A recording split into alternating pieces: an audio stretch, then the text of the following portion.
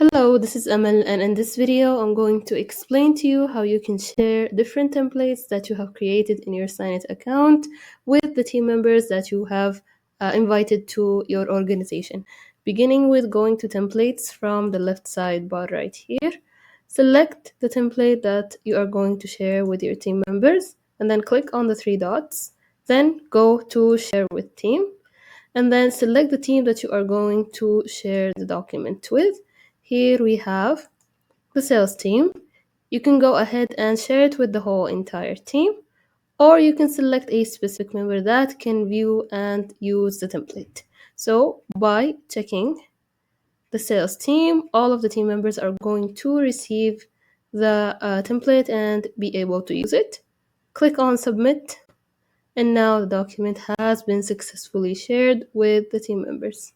Now for the team members to use the share template, all they have to do is go to templates right here and then click on shared with me, and they will find the template that has been shared with them to use it and send signature requests.